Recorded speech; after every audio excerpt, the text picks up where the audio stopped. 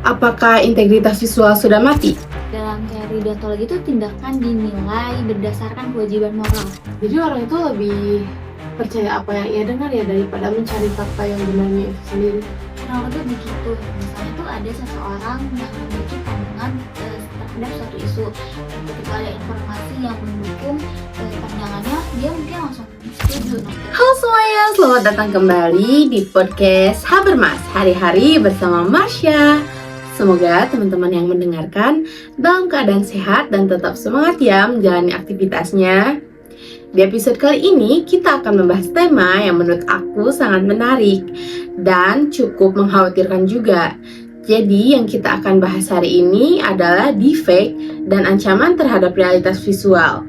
Nah, tema ini merupakan bagian dari pembahasan besar tentang mencari kebenaran dan integritas di era post-truth.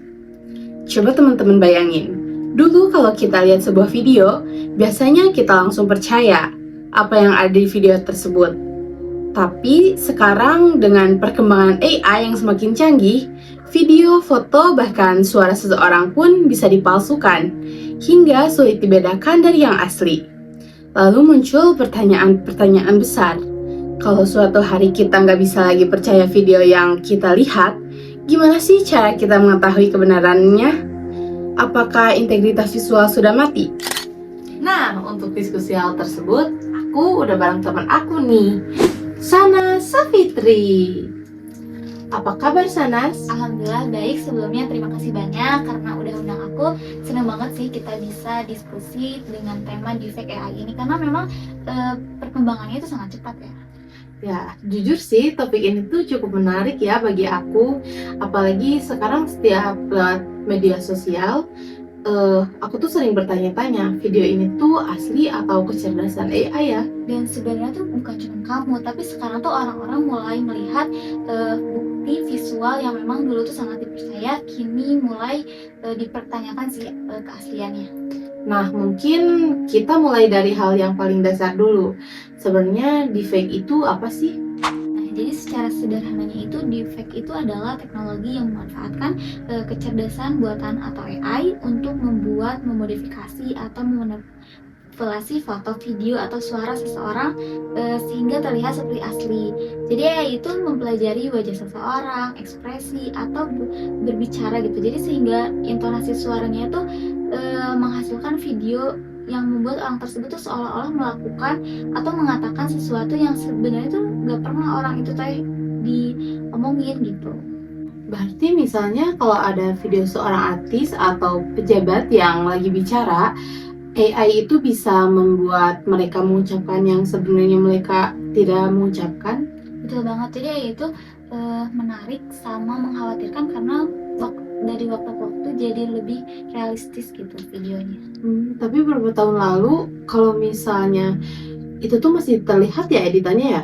Iya, kalau sekarang tuh jadi lebih si editannya jadi lebih realistis banget sih. Itu sesuatu hal yang emang jadi sebuah peringatan untuk masyarakat juga. Kalau gitu berarti bisa disimpulkan teknologi itu cukup berbahaya dong ya? Sebenarnya tuh deepfake juga memiliki manfaat, misalnya dalam industri film bisa untuk efek yang visual, pembuatan karakter digital, atau pendidikan sejarah yang membuat tokoh masa lalu tampak hidup kembali gitu. Tapi masalahnya itu muncul ketika teknologi ini tuh digunakan untuk menyebarkan informasi palsu atau memanipulasi masyarakat. Jadi kayak teknologi pada umumnya ya, yang menentukan baik buruknya itu bagaimana penggunanya. Betul banget.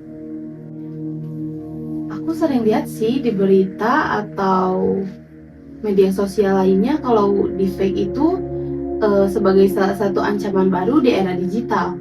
Sebenarnya kenapa sih teknologi ini tuh sampai dianggap cukup berbahaya? Karena yang dipertaruhkan itu bukan cuma teknologinya aja, tapi kepercayaan. Karena dulu itu teknologi kayak foto, video kayak udah dibilang itu tuh bukti yang kuat gitu. Nah sekarang ada AI yang membuat video sama si foto-foto tersebut itu bisa jadi realistis tapi palsu. Itu sih sesuatu jadi khawatir banget. Jadi istilah melihat adalah percaya itu mulai udah hilang ya maknanya. Bisa dibilang begitu karena sekarang peneliti media pun mengatakan kita tuh harus lebih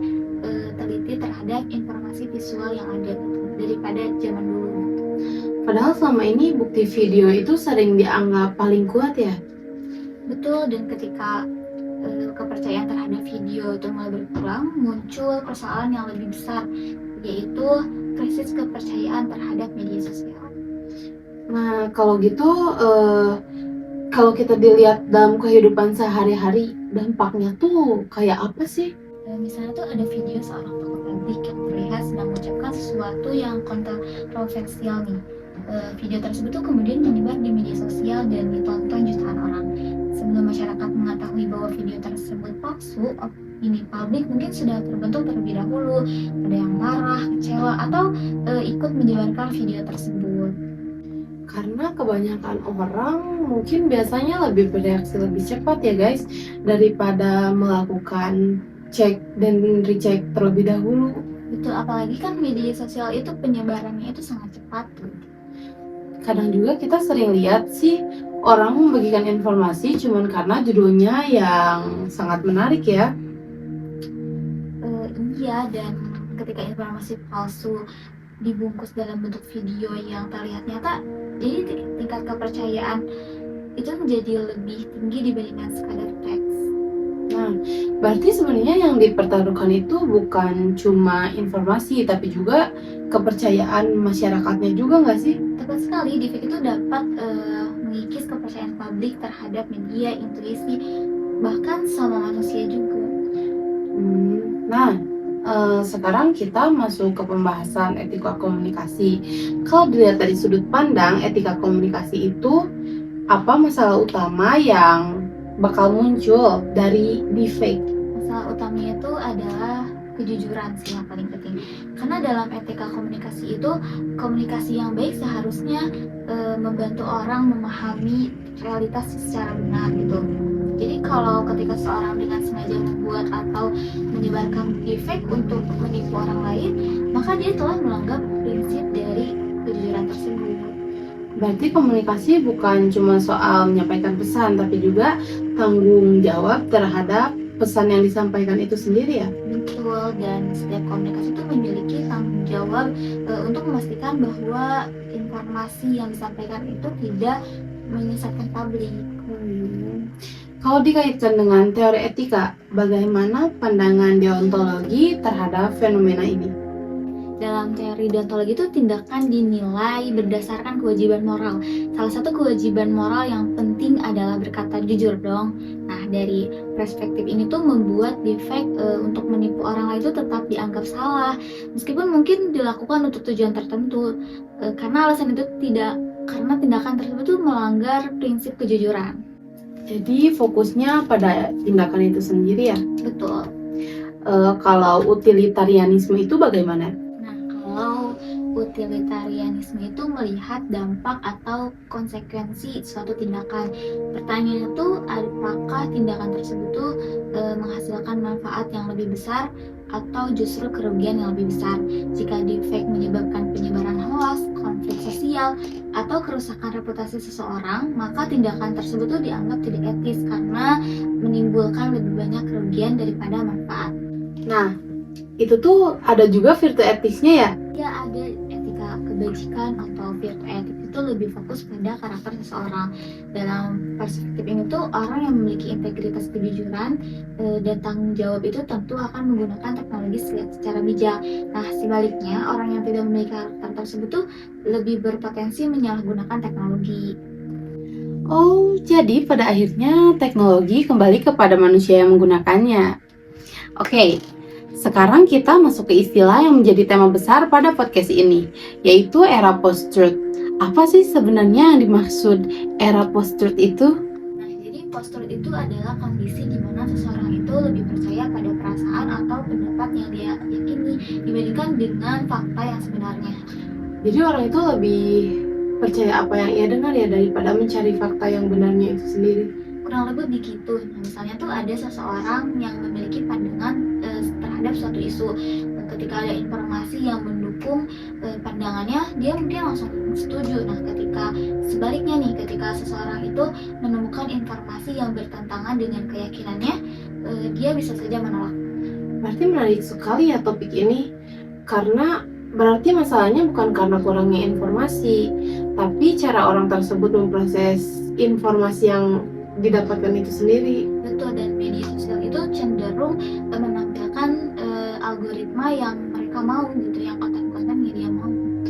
Lalu ketika deepfake masuk ke situasi seperti ini, dampaknya bisa menjadi lebih besar dong. Sangat besar, karena deepfake itu memberikan sesuatu yang tampak seperti bukti nyata, padahal bukti tersebut itu bisa saja hasil manipulasi. Akhirnya orang semakin yakin terhadap sesuatu yang sebenarnya tidak benar. Nah, kalau dilihat dari filsafat komunikasi, apa sih yang membuat deepfake itu menjadi penting untuk dibahas? Karena deepfake itu menyentuh pertanyaan paling mendasar dalam filsafat, yaitu tentang kebenaran. Sejak dulu tuh para filsuf itu mempertanyakan bagaimana sih manusia tuh mengetahui bahwa sesuatu itu tuh benar. Kita biasanya tuh menggunakan pengalaman, pengamatan, dan bukti untuk memahami dunia. Nah, masalahnya deepfake itu membuat bukti visual tuh menjadi tidak sesederhana dulu. Berarti artinya sekarang kita nggak bisa langsung percaya ya ketika melihat sesuatu. Betul, kita tuh perlu meriksa sumbernya, konteksnya, dan pendukung lainnya juga. Jadi pencarian kebenaran itu menjadi lebih kompleks. Tentu sangat kompleks, dan inilah tantangan terbesar bagi masyarakat. Nah, ada satu tokoh yang sering dibahas dalam filsafat komunikasi, yaitu Jürgen Habermas. Apa sih kaitannya dengan fenomena deepfake tersebut?